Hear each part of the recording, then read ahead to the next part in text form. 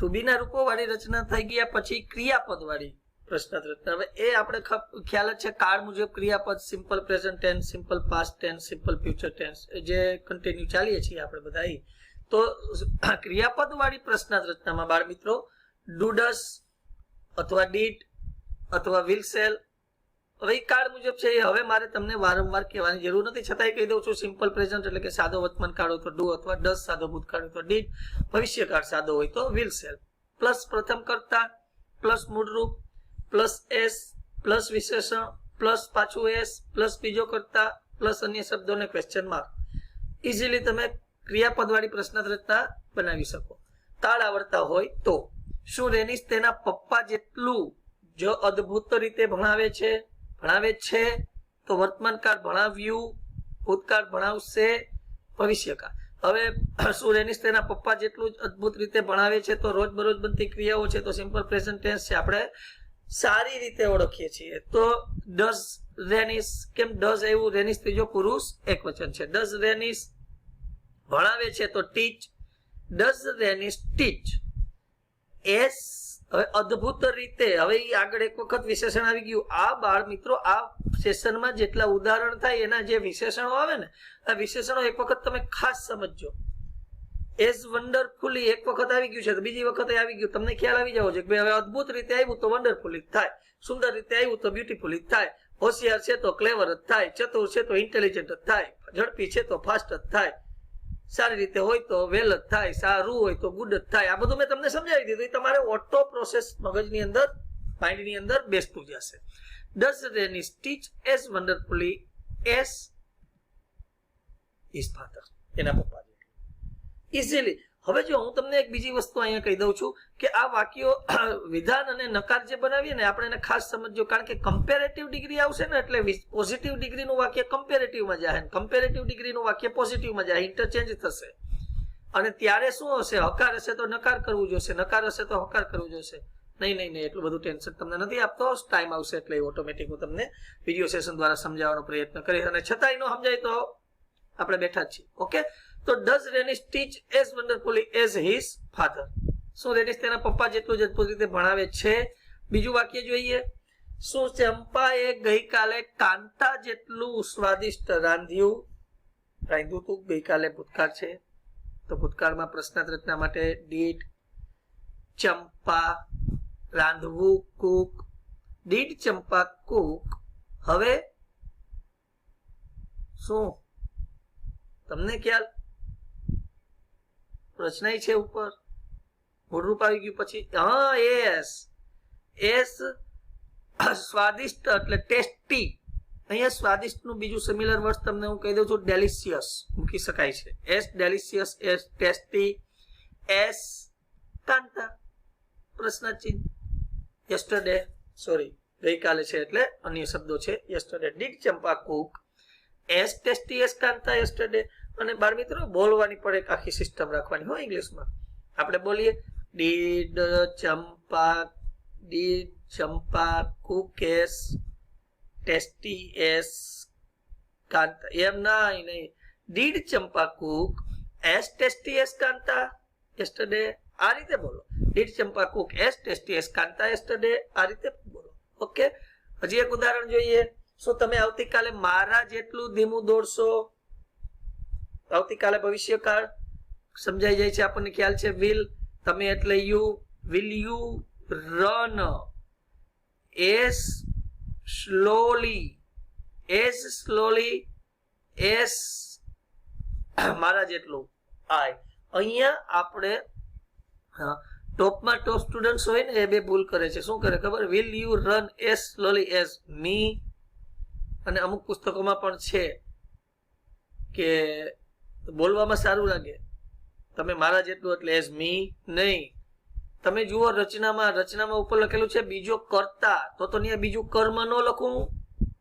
આઈ નું કર્મ છે, મી કરતા નથી. તો will you run as slowly as I. 8મા ધોરણની સ્વાપોથીમાં પણ 2-3 જગ્યાએ પ્રિન્ટ મિસ્ટેક છે, આપણે સુધરાવેલી છે.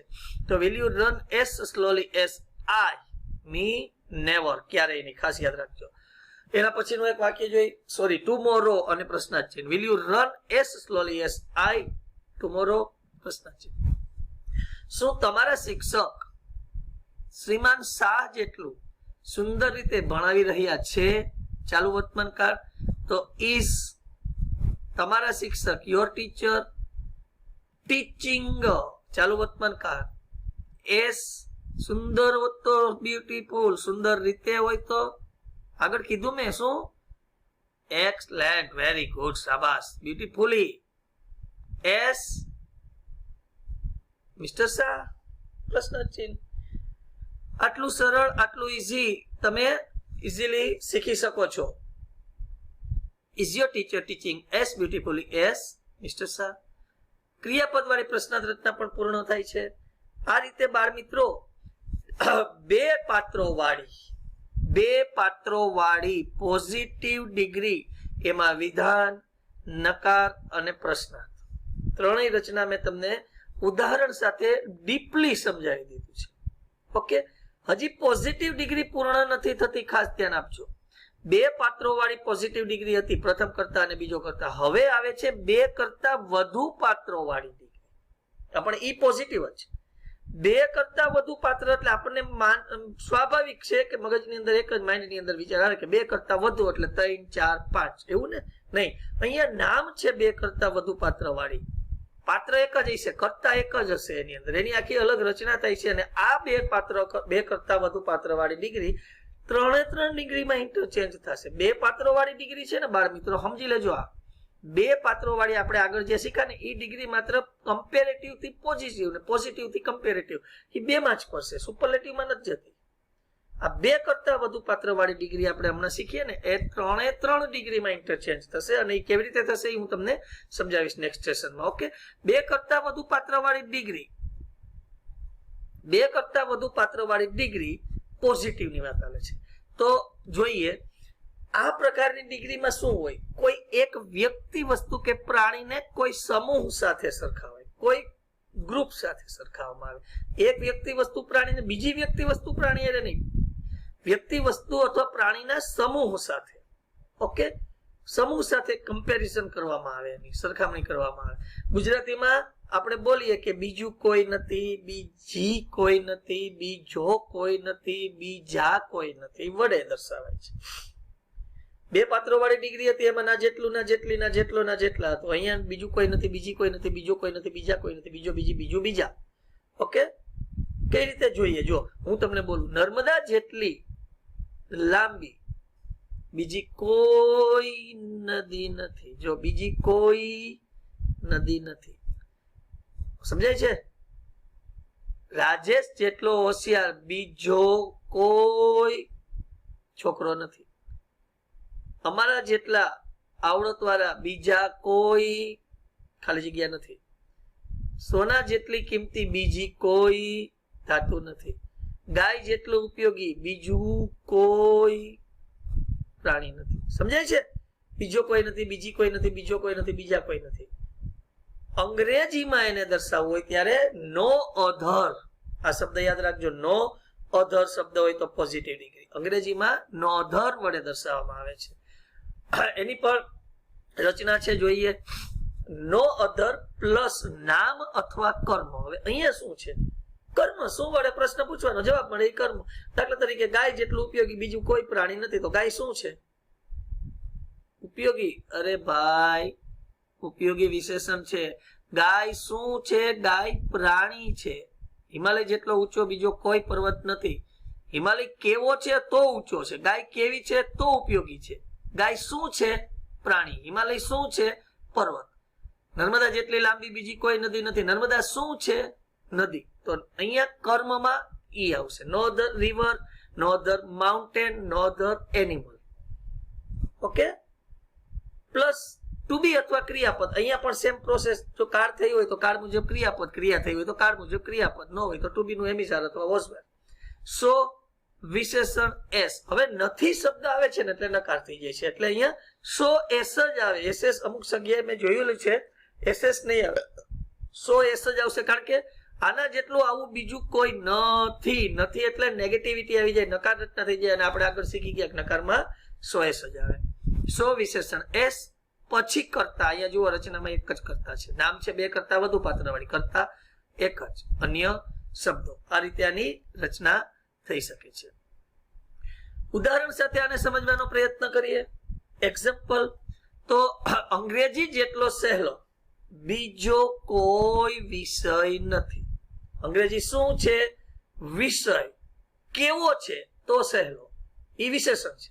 પણ શું છે? એ કર્મ છે, નામ અથવા કર્મ. શું નથી? અંગ્રેજી જેટલો સહેલો બીજો કોઈ વિષય નથી. અંગ્રેજી શું છે? વિષય.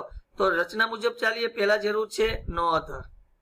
હવે અંગ્રેજી શું છે? તો સબ્જેક્ટ. નો અધર સબ્જેક્ટ. હવે અહીંયા ક્રિયા નથી. એવું વાક્ય હોત કે આના જેટલું આટલું બીજું કોઈ રમતું નથી, ખાતું નથી, પીતું નથી, લખતું નથી, વાંચતું નથી, આવ્યો નહીં, તો ક્રિયા થઈ હતી, તો કાળ આવત. પણ એ કાળ નથી, તો ટુ બી નું રૂપ. નથી તો એક વચન એમિઝાર. ન હતો તો ભૂતકાળ વોઝ. અંગ્રેજી જેટલો સહેલો બીજો કોઈ વિષય ન હતો તો વોઝ. અહીંયા નથી તો એમિઝાર. નો અધર સબ્જેક્ટ ઇઝ. સો કેવો છે? સહેલો. ઇઝી. એસ. હવે કરતા અંગ્રેજી. As the English. No other subject is so easy as the English. બાળ મિત્રો, અહીંયા આ રીતના કમ્પ્લીટ ધ સેન્ટેન્સ વાક્યો તમને પૂછાય છે. ખાલી નો અધર સબ્જેક્ટ લખે પછી નીચે લીટી. આપણે હમણાં પાછળ પૂર્ણ થશે ને આ આખું સેશન, એટલે એમાં તમને હું 2-5-10 ઉદાહરણ સાથે સમજાવવાનો પ્રયત્ન કરીશ. કૌંસમાં લખે ડિસ્ક્રાઇબિંગ કમ્પેરિઝન, શોવિંગ કમ્પેરિઝન. 10માં અને 12માં બંનેમાં. 12માં તો એ રીતે પણ પૂછે, નીચે વાક્ય આપેલું હોય, ઉપર લખેલું હોય શોવિંગ કમ્પેરિઝન, ડિસ્ક્રાઇબિંગ કમ્પેરિઝન, તો ખ્યાલ આવે આપણે ડિગ્રીનું જ વાક્ય ગોતવાનું. Okay. No the subject is so easy as the English. હવે આ વાક્ય આવું હોત કે અંગ્રેજી જેટલો સહેલો બીજો કોઈ વિષય નથી, તો હું હોત? સોરી, બીજો કોઈ વિષય ન હતો તો હું હોત? No the subject was so easy. બસ આટલું. બીજું ઉદાહરણ જોઈએ. રાણા પ્રતાપ જેટલો બહાદુર બીજો કોઈ રાજા ન હતો. અહીંયા ન હતો છે, ટુ બી નું ભૂતકાળનું રૂપ. તો નો અધર રાજા. કિંગ. રાણા પ્રતાપ શું હતો? રાજા હતો. તો કિંગ. વોઝ સો બહાદુર. કેવો હતો? બહાદુર. Brave. As Rana Pratap. No other king was so brave as Rana Pratap. આ રીતે બોલવાની સિસ્ટમ છે. No other subject is so easy as the English. No other king was so brave as Rana Pratap. આ રીતે ટુ બી ના રૂપો વાળી રચના બાળ મિત્રો અહીંયા આપણે નો અધર ની સંજ્ઞા. ક્રિયાપદ હોય હોત. જોઈએ એનું એક ઉદાહરણ જોઈએ આપણે. નો અધર વાળી રચના તમને સામે રાખું છું સ્ક્રીન ઉપર, એટલે તમને સમજવામાં ઈઝી પડે. એમાં આપણે ઉદાહરણ જોઈએ ક્રિયાપદ વાળીમાં. તો રાધા જેટલું સુંદર બીજી કોઈ છોકરી ગાતી નથી. ગાયું નહીં, ગાશે નહીં, ગાઈ રહી નથી, તો કાળ છે. તો ગાતી નથી તો વર્તમાન કાળ. તો નો અધર. રાધા શું છે? છોકરી, ગર્લ. હવે અહીંયા સાદા વર્તમાન કાળની રચના છે. તો સિંગ્સ. નો અધર ગર્લ સિંગ્સ. કારણ કે ગર્લ એક વચન છે એટલે સિંગ. સિંગ ની પાછળ S. No other girl sings is to be નું રૂપ હોત તો એમ ઇઝ વોઝ વેર. ક્રિયા થાય છે તો કાળ મુજબ ક્રિયા. એવું હોત કે રાધા જેટલું સુંદર બીજી કોઈ છોકરીએ ગાયું નહીં, તો સિંગ્સ છે ને સેંગ. ગાશે નહીં તો વિલ સિંગ. કાળ મુજબ જ હાલવાનું. Sings so beautiful as Radha. No other girl sings so beautiful as Radha. એના પછી જોઈએ રેનિસ જેટલું રસપ્રદ બીજો કોઈ છોકરો બોલ્યો નહીં. બોલ્યો નહીં ભૂતકાળ. બોલશે નહીં ભવિષ્યકાળ. બોલતો નથી વર્તમાન કાળ. નો અધર છોકરો. રેનિસ શું છે? છોકરો. નો અધર બોય. બોલ્યો નહીં. સ્પોક. બોલતો નથી તો સ્પીક્સ. બોલશે નહીં તો વિલ સ્પીક. બોલી રહ્યો નથી તો ઇઝ સ્પીકિંગ. શું છે આમાં? બીજું કાળ છે. નો અધર બોય સ્પોક સો interesting. રસપ્રદ એસ રેનિસ. નો અધર બોય સ્પોક સો ઇન્ટરેસ્ટિંગ એસ રેનિસ. એના પછીનું વાક્ય છે બાળ મિત્રો. ચંપકલાલ જેટલું કંટાળાજનક બીજો કોઈ વ્યક્તિ ગાશે નહીં. ભવિષ્યકાળ છે, ગાશે નહીં. ગાયું નહીં વર્તમાન કાળ. સોરી, ભૂતકાળ. ગાતો નથી વર્તમાન કાળ. ચંપકલાલ જેટલું કંટાળાજનક બીજો કોઈ વ્યક્તિ ગાશે નહીં. મતલબ નો અધર. ચંપકલાલ શું છે? વ્યક્તિ. નો અધર પર્સન. ગાશે નહીં will sing. So boring S Champaklal. Champaklal જેટલું કંટાળાજનક બીજો કોઈ વ્યક્તિ ગાશે નહીં. આ રીતે 3 સાદા કાળ ની આપણે રચના જોઈએ. એના પછી બાળ મિત્રો ડિગ્રી પોઝિટિવ. અહીંયા ઇઝીલી તમે સમજી જાઓ પૂર્ણ કરી 2 પાત્રોવાળી અને 2 કરતા વધુ પાત્રોવાળી ડિગ્રી. એમાં આપણે 2 પાત્રોવાળીમાં વિધાન, નકાર અને પ્રશ્નાર્થ, અને નો અધર 2 કરતા વધુ પાત્રોવાળી. તમામ રચનાઓને શક્ય હોય એટલું આરામથી, કોન્સન્ટ્રેશનથી જોવાનો પ્રયત્ન કરજો. આગળના સેશનમાં કમ્પેરેટિવ ડિગ્રી આવશે. કમ્પેરેટિવ ડિગ્રી પણ આ જ રીતે ચાલશે, પછી સુપરલેટિવ ડિગ્રી અને પછી ઇન્ટરચેન્જ. પણ પોઝિટિવ ડિગ્રી પૂર્ણ કર્યા પછી આપણી પાસે થોડાક વાક્યો હોય છે જે આપણા રૂલ્સ મુજબ ચાલીએ છીએ. મેં આગળ થોડીક વાર પહેલા તમને વાત કરેલી હતી કે કમ્પ્લીટ ધ સેન્ટેન્સ 10th માં અને 12th માં કઈ રીતે પૂછાય છે, તો એ વસ્તુ આપણને ઇઝીલી ખ્યાલ આવી જવી જોઈએ. અહીંયા તો આપણે ખાલી પોઝિટિવ ડિગ્રીના જ વાક્યો તમને આપ્યા હોય 10, પણ પછી તો શું છે કે બધું મિક્સ હોય છે. તો તમને ખ્યાલ આવી જવો જોઈએ કે અહીંયા શું મૂકી શકાય. અહીંયા એક વાક્ય આપેલું છે, લર્ન મોર બી બ્રાઇટર, એટલે વધારે ને વધારે શીખીએ, વધારે ને વધારે તેજસ્વી બનીએ. એમાં ધીસ બોય ઇઝ ખાલી જગ્યા, પછી કઈ ના આવે, ખાલી કાઉન્સમાં લખે શોવિંગ કમ્પેરિઝન. તો તમારે અહીંયા ડિગ્રી મૂકવાની છે. અત્યારે પોઝિટિવ પૂરતું જ આપણે સમજશું. તો ધીસ બોય ઇઝ, હવે તમે અહીંયા તમારી ઈચ્છા પડે એ વસ્તુ મૂકી શકો, હકારે મૂકી શકો, નકારે મૂકી શકો. દાખલા તરીકે અહીંયા હું તમને એક વાક્ય જુઓ, ધીસ બોય ઇઝ પોઝિટિવ ડિગ્રીની વિધાન રચના કરી, as intelligent as that boy. હવે તમે અહીંયા આવું પણ મૂકી શકો, this boy is not so intelligent as that boy. ખોટું નહીં પડે જરાય, ઇઝી કરી શકો. એને બદલે તમે આવું મૂકી શકો, this boy is as toll as that boy. This boy is as clever as that boy. તમારી ઈચ્છા પડે એવું પણ મૂકી શકો, this boy is as intelligent as my brother. જરૂરી નથી ધેટ બોય જ મૂકો. આ રીતે કમ્પ્લીટ ધ સેન્ટેન્સ પૂછાય છે. બીજું છે, English is as easy as Hindi મૂકી શકો. ઇઝ એઝ છે એટલે તમે અહીં નકાર ન કરી શકો. English is as difficult as Hindi એવું કરી શકો, જરાય ખોટું નથી. એઝ ઇન્ટરેસ્ટિંગ એઝ કોમ્પ્યુટર એવું કરી શકો. એ સાથે ધીસ ગર્લ ઇઝ નોટ નકાર છે એટલે તમે ફરજિયાત સો એસ જ મૂકી શકો, એસ ન મૂકી શકો. This girl is not so clever as that girl મૂકી શકો. નોટ સો ક્લેવર ની જગ્યાએ નોટ સો લેઝી મૂકી શકો, નોટ સો વાઇસ મૂકી શકો. ધેટ ગર્લ ની બદલે માય સિસ્ટર મૂકી શકો, માય બ્રધર મૂકી શકો. આ રીતે કમ્પ્લીટ ધ સેન્ટેન્સ કરવાના છે. નો અધર વાળું વાક્ય, 2 કરતા વધુ પાત્ર વાળી. No other animal is so useful as the cow. ગાય જેટલું ઉપયોગી બીજું કોઈ પ્રાણી નથી. આ રીતે મૂકી શકો. નો અધર એનિમલ was કરી શકો. ભૂતકાળની રચના પણ થઈ શકે. Venice is not so naughty as hers, as naughty as hers એવું કરી શકો. ઓકે. નો અધર બોય, અહીંયા is so tall as Devansh, to be ના રૂપો વાળી મૂકી શકો. મેં તમને ક્રિયાપદ વાળી મૂકીને સમજાવ્યું. નો અધર બોય પ્લેસ સો વેલ એઝ દેવાંશ. દેવાંશ ની જગ્યાએ બીજો કરતા મૂકી શકો, વેલ ની જગ્યાએ બીજું મૂકી શકો, પ્લેસ ની જગ્યાએ સિંગ્સ મૂકી શકો. તમને ગમે, ઈઝી છે. That room was as beautiful as this room મૂકી શકો. As wide as this room મૂકી શકો. એઝ એરી AIRY હવા ઉજાસ વાળું મૂકી શકો. ધીસ રૂમ ની જગ્યાએ માય રૂમ મૂકી શકો. એના પછી no other bird is so graceful as the peacock. એની બદલે તમે એવું મૂકી શકો, sings so beautifully as the cuckoo. હુકામે ખોટું કેમ નથી? કોયલ જેટલું સુંદર રીતે બીજું કોઈ પક્ષી ગાતું નથી. No other bird sings so beautifully as cuckoo મૂકી શકો. No other bird is so graceful as the peacock.